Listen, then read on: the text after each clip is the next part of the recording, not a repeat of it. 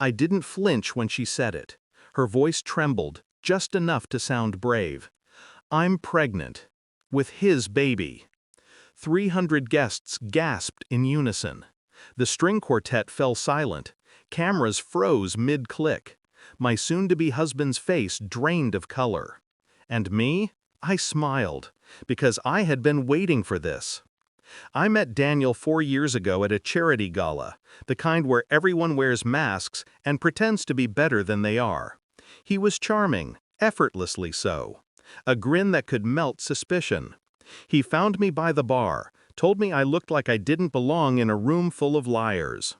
I laughed, not realizing how right he'd be. And then came her, Ava, my best friend since college. Wild, magnetic, always with a secret smile. She toasted to us that night, said she'd never seen me so happy. I believed her. God help me, I did. For a while, it was perfect, until it wasn't. It started small, a misplaced earring on the passenger seat of his car, the faint trace of her perfume, vanilla and deceit. Late nights at work that didn't match his calendar. I told myself stories, that I was paranoid, that love deserves faith. But lies have a sound, a pitch you can't unhear once you recognize it. The moment I knew was a Tuesday. He'd left his laptop open. A message popped up. I can't wait for the wedding to be over so we can stop pretending. Her name sat above it, Ava. My chest didn't shatter, it calcified. That night I sat across from her at dinner, her laughter too loud, her eyes avoiding mine. She was talking about flower arrangements when I realized I wasn't broken. I was sharpening. I didn't confront them. I didn't cry. Instead, I learned. I listened. I smiled and took notes. Daniel loved control. Ava loved attention. Both loved underestimating me. So I fed them what they wanted, my trust. I let them plan my wedding like it was their game. And while they built a fantasy, I built a case. Private investigator, bank records, photos, the works. Everything perfectly dated, time-stamped, undeniable. But revenge isn't about exposure, it's about timing. And I wanted mine to taste like wedding cake. I started months before the wedding, quietly transferred our shared funds into a separate account under my name. The prenup I signed? Rewritten. Daniel never reads fine print. My lawyer hid the trap in legal phrasing so elegant, even I smiled reading it. Ava was easier. I offered her everything. Designer fittings, exclusive vendors, even access to my planner. Each one was instructed to invoice her directly.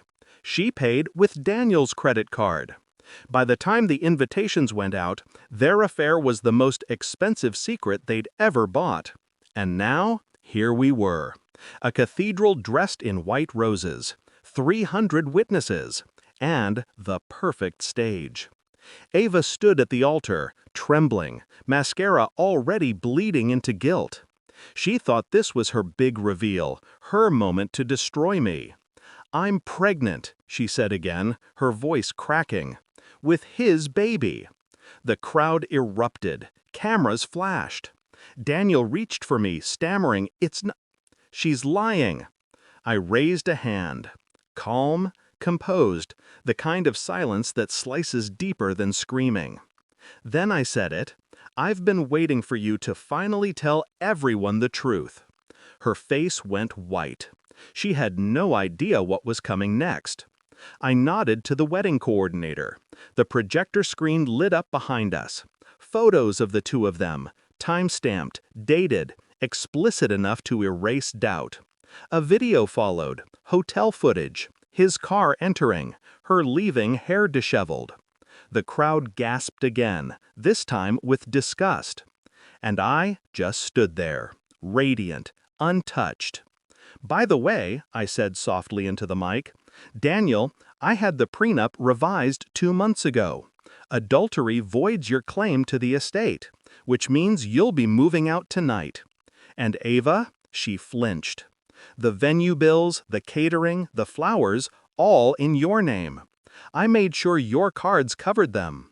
Consider it a wedding gift. I handed her the bouquet. You might as well keep these. You'll need them when you explain all this to your parents. I walked out before anyone could speak. The doors opened, sunlight poured in, and for the first time in months, I breathed. Behind me, chaos erupted, shouting, crying, confusion. But it all sounded distant, like a storm I had already survived. I didn't need applause. I didn't need pity. Justice, when done right, doesn't need witnesses. It just needs silence and the sound of your heels echoing as you walk away from everything that tried to break you. People think revenge is about anger. It isn't. It's about clarity. The moment you stop begging for truth and start writing it yourself. So yes, she stood up at my wedding and confessed her sin to 300 people. But I was the one who turned it into her funeral.